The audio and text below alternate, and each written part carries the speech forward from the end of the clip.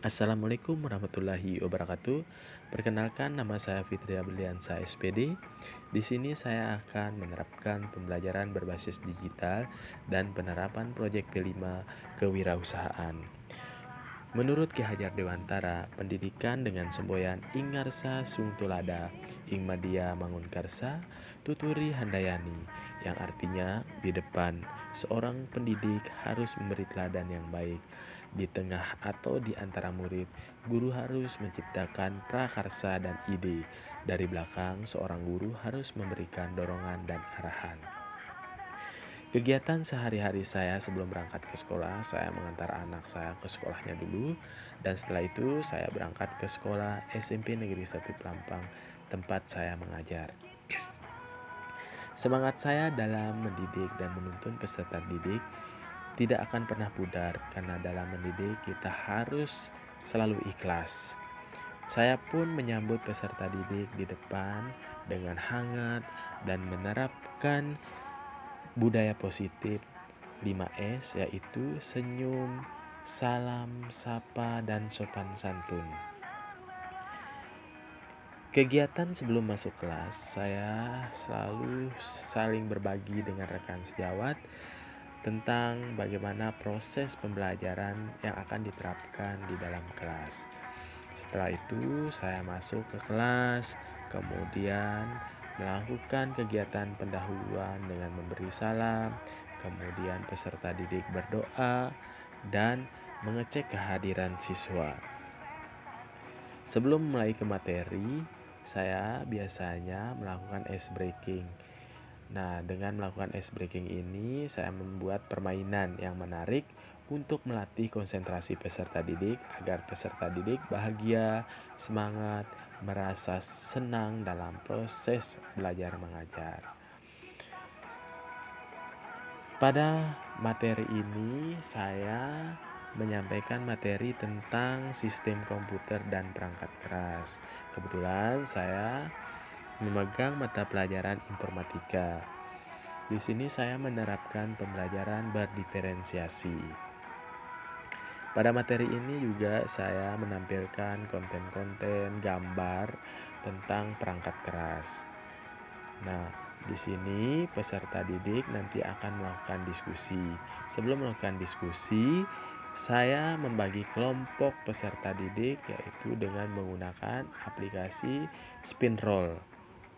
Saya melakukan membagi kelompok peserta didik menurut nomor absennya.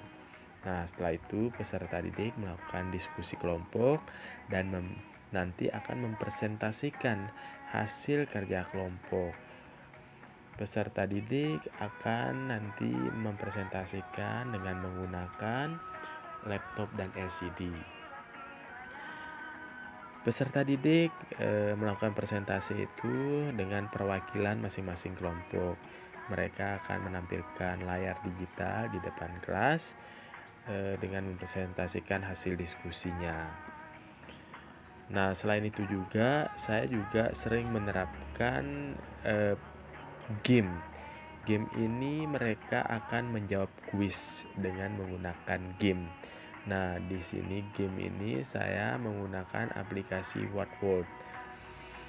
Anak-anak akan menjawab soal dengan game labirin, sehingga mereka itu merasa senang sesuai dengan minat mereka, yaitu mereka sering bermain game. Di sini saya membuat lebih menarik lagi menjawab kuisnya dengan menggunakan game. Selain itu juga saya menggunakan aplikasi Quizzes. Aplikasi Quizzes ini saya menggunakan dengan mode kertas. Saya akan melakukan scan kode barcode jawaban peserta didik.